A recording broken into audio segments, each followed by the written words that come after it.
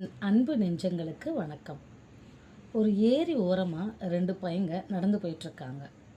அதில் ஒருத்தன் பணக்கார வீட்டு பையன், இன்னொருத்தன் ஏழை வீட்டு பையன். இவங்க 2 பேருமே நடந்து போயிட்டுருக்காங்க. வழியில் ஒரு இடத்துல ஒரு ஜோடி செருப்பு இவங்க கண்ணில் படுது. ஒரு விவசாயி அந்த செருப்பை அங்கேயே விட்டுட்டு பக்கத்தில் இருந்த ஏரியில் கை கால் கழுவிக்கிட்டு இருந்தார். உடனே அந்த பணக்கார பையனுக்கு ஒரு ஐடியா. அவன் சொன்னான், டே, இப்போ ஒரு வேடிக்கை செய்யலாமா? அந்த செருப்பு 2யுமே தூக்கி எட்டத்தில் வீசி எறிஞ்சிடுவோம். அந்த ஆள் வந்து பார்த்துட்டு செருப்பை தேடி அல்லாடுவான், அங்கேயும் இங்கேயும் ஓடுவான், திருன்னு முழிப்பான். அதை நாம் ரசிக்கலாம், நல்ல தமாசா இருக்கும் அப்படின்னா. இப்படி சொல்லிட்டு அந்த செருப்புகளை தூக்க போனான். கொஞ்சம் பொறுன்னா அந்த ஏழை பையன். ஏன்னு கேட்டான் இவன். இப்போ அந்த ஏழை பையன் சொன்னான், நீ சொல்கிறது ஒன்றும் வேடிக்கையே இல்லை. உன்னோட செருப்பு தொலைஞ்சா உன் அப்பா உடனே உனக்கு வேறு செருப்பு வாங்கி கொடுத்துருவார்.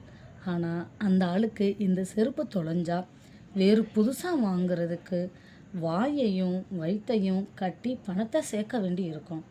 அதனால் நான் ஒரு வேடிக்கை சொல்கிறேன், அது மாதிரி செய்வோம், அது இன்னமும் தமாசா இருக்கும் அப்படின்னா. சரி சொல்லுன்னா அவன். செருப்பு 2ம் அது இருக்கிற இடத்துலையே இருக்கட்டும். உன் சட்டப்பையிலிருந்து ஒரே ₹1 நாணயத்தை எடுத்து அந்த செருப்பு மேலே அதோட குதிப்பகுதியில் வை. வச்சுட்டு நம்ம 2 பேரும் அந்த மரத்துக்கு பின்னாடி மறைஞ்சு நின்றுக்குவோம். அப்புறம் பார் வேடிக்கைய அப்படின்னா. அதே மாதிரி ₹1 காசை செருப்பு மேலே வச்சுட்டு இவங்க 2 பேருமே மறைஞ்சு நின்றுக்கிட்டாங்க. கொஞ்ச நேரத்திலேயே அந்த விவசாயம் வந்தார். காலில் உள்ள மண்ணெல்லாம் தட்டிட்டு செருப்பை மாற்றுறதுக்கு போனார். அங்கே இருந்த காசு கண்ணில் பட்டது. அவருக்கு ஆச்சரியமாக போச்சு. அதை கையில் எடுத்து பார்க்குறாரு. நாலா பக்கமும் திரும்பி திரும்பி பார்க்குறாரு. கடைசியில் ஆகாயத்தை பார்க்குறாரு. ஆண்டவா, இது உன்னோட கருணை தான்.